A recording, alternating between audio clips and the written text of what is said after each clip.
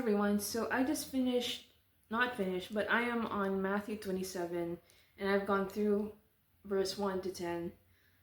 It's a tough read, honestly, because it's about Judas and what he did after the betrayal. And I would just like to disclose the fact that I had blasphemy OCD, or I thought I had lots of thoughts that I committed the unforgivable sin, that I would never be forgiven by God. And I suffered that.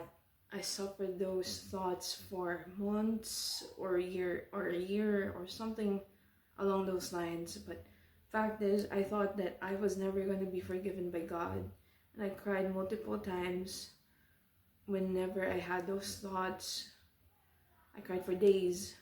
I went to my family for help. I went to my pastor for help. It sucks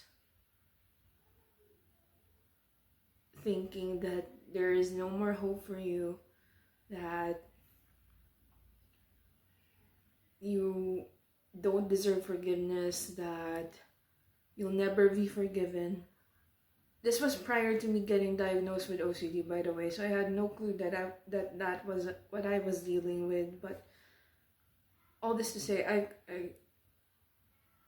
I can only imagine what Judas might have been thinking and feeling during those times, because imagine betraying a friend, someone who's innocent, and you find out that they're going to be killed.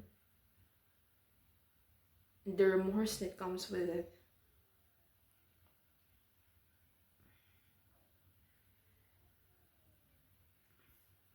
It doesn't help that I was also watching The Chosen season 5, so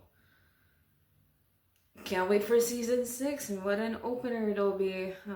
Yeah, but I hope that at the end, before he loses his breath, I hope that he asks for forgiveness. I hope that we see him in heaven. But if we don't, then I also understand it as well. It's just an awful thing to deal with, thinking that you'll never be forgiven, or that you did that you even think that you did something wrong, or that you actually did something wrong, and that you don't deserve hope anymore. You don't deserve another chance anymore. It sucks to be in that position. It really does. And I know what it's like to be in that position. I have been there for months. I've been there for days. I've been there for hours, crying, weeping, probably thinking that I should just end myself. But Jesus got me out of it.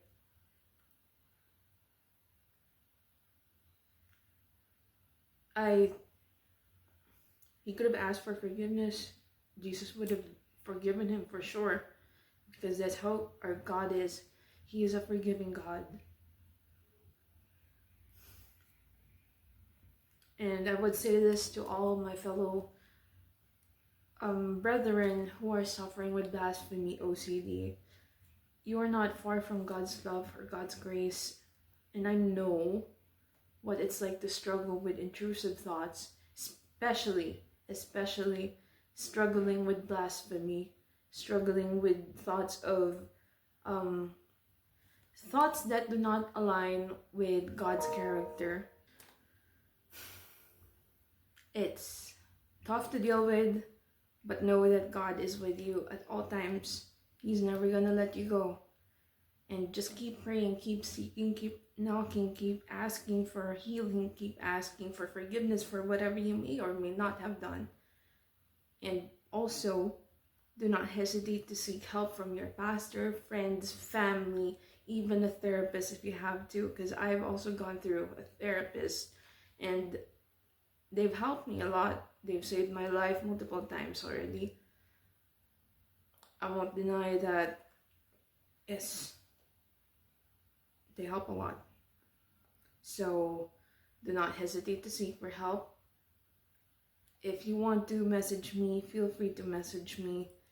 If you want to share your stories in the comments, let's talk. I'm here to help you however I can, because if God can help me through it, if God got me through it, then maybe I could share some things that I've done, or maybe talk about it more with you guys.